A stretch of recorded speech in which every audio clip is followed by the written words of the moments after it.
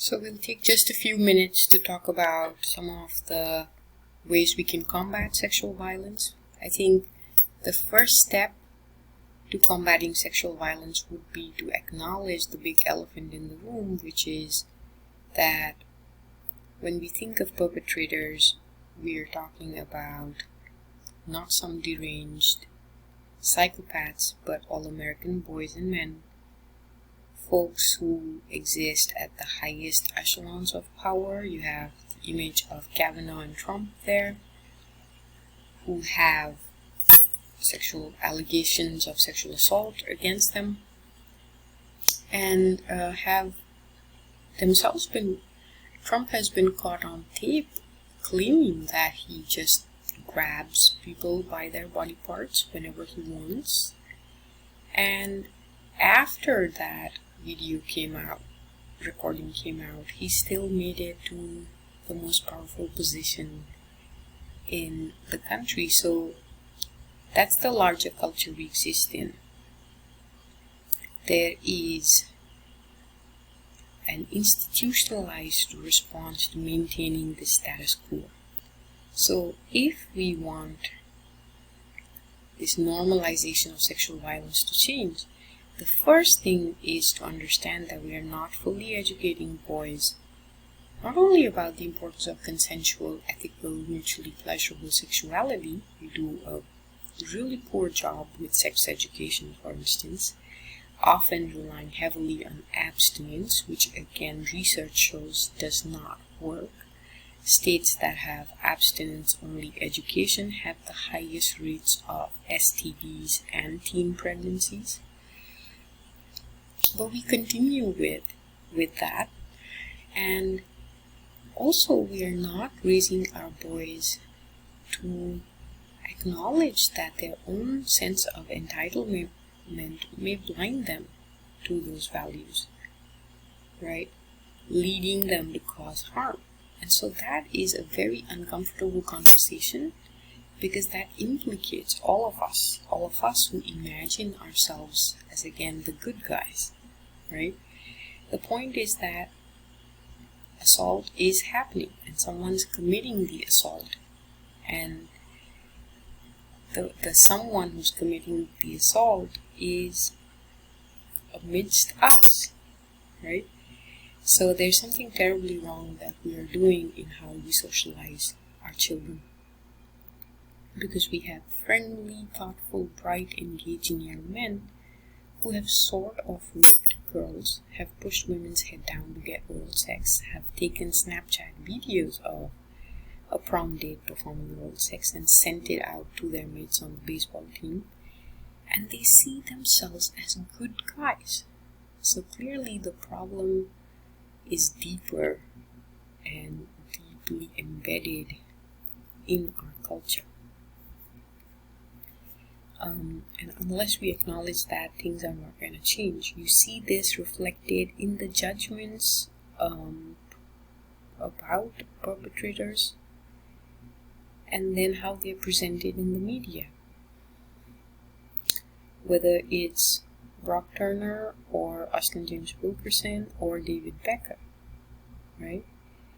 Where in each case they're saying, well, up until that point, this was a really positive guy. I've struggled, to be quite frank, with the idea of, do I put him in prison? He was pleased with his sentence, as it will not impede him from the next step of his life. Brock Turner, for instance, was seen as this really promising swimmer.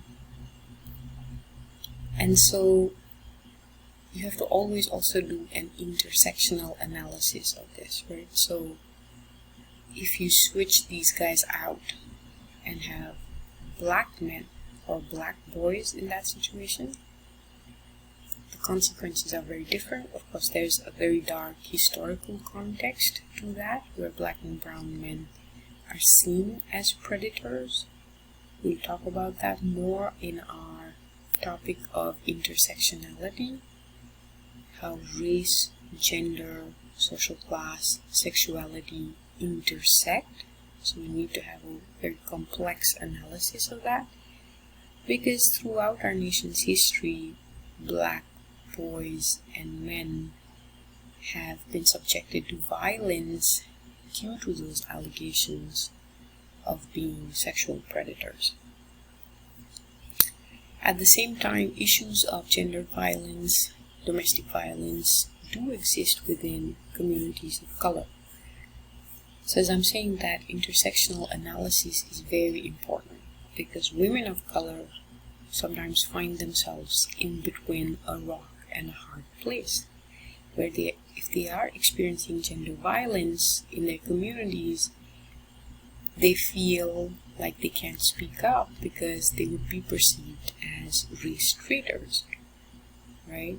So their co-ethnics might look at it and say, what are you doing? You're just confirming for the mainstream all the stereotypes that they have about us. Why would you air our dirty laundry?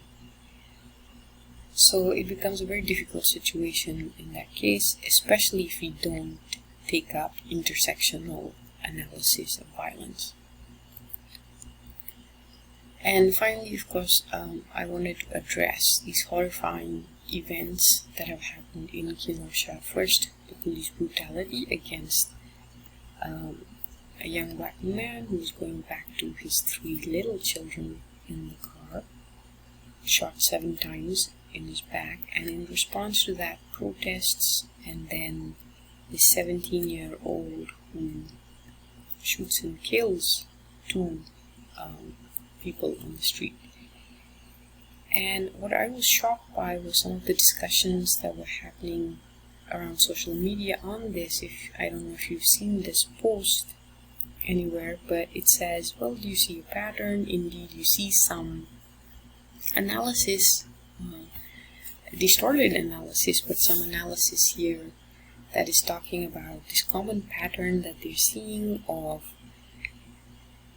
white boys, right, who felt slighted, bullied in some way, very similar to the analysis Katz presents in Tough Guys, the documentary. But the person in this social media post comes to the conclusion that women should give themselves sexually to these boys and men as a sacrifice for the rest of the community. And you could debate and discuss whether this person is being serious or they think this is amusing in some way. But the fact is that it's trivializing assault again, and this logic of male entitlement and perceived female obligation runs so deep in our culture. It's sort of blaming the victim at this macro scale, that if only these men had received the attention, then maybe there wouldn't have been these massacres and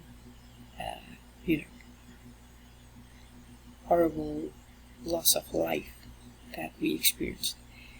So it's just really warped analysis, and it just points out that we need more and more education on what we mean when we say toxic masculinity and how toxic masculinity is hurting boys and men, right? Just as much as it's hurting everyone else in society. And what we mean when we say this aggrieved entitlement, this loss of privilege that folks are encountering in our society, particularly white boys and men, right? What do we mean when we hear the slogan, "Make America Great Again"? Great for whom? Right? So this violence is also a backlash against women's, people of color, LGBTQI folks, is increasing visibility and representation in formerly all-male spheres, right? That's what we mean when we say make America great again. Let's take it back to a time and a place where people of color, women, knew their place. LGBTQI folks knew that they had to be silent and in the closet, right? And so now's the moment to bring in that kind of analysis.